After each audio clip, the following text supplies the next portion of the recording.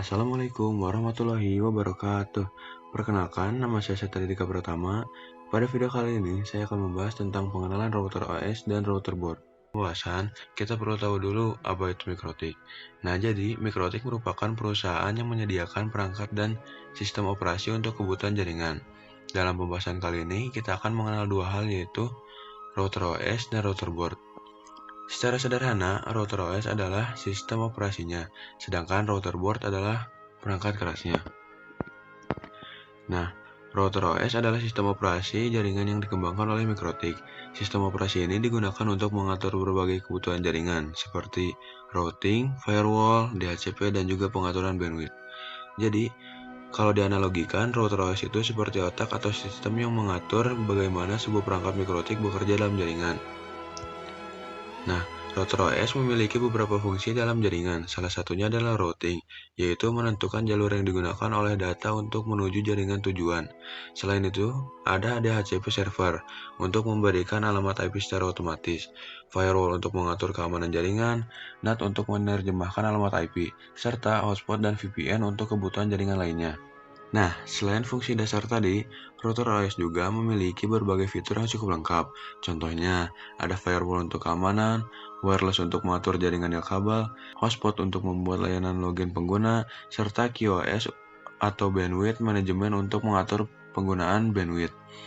Dengan banyaknya fitur tersebut, router OS bisa digunakan untuk mengelola jaringan dari skala kecil sampai ke yang lebih kompleks. Nah, selanjutnya ada router board.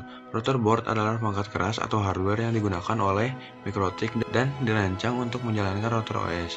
Jadi, kalau router OS tadi merupakan software atau sistem operasinya, router board adalah perangkat yang menjalankan sistem operasi tersebut.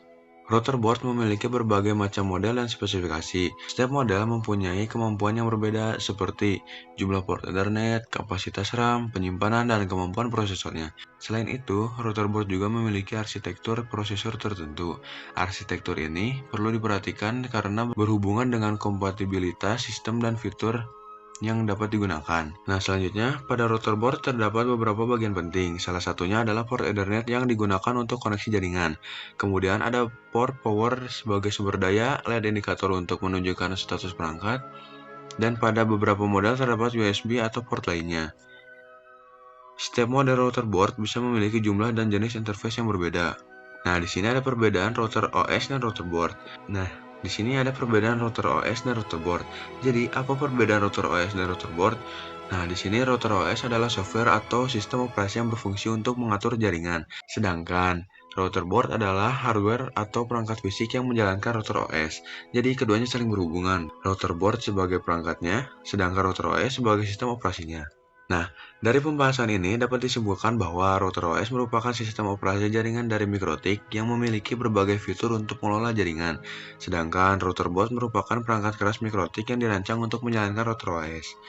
Dengan memahami perbedaan dan fungsi keduanya, kita dapat lebih mudah memahami cara kerja perangkat Mikrotik dalam sebuah jaringan. Sekian pembahasan dari saya. Terima kasih atas perhatiannya. Wassalamualaikum warahmatullahi wabarakatuh.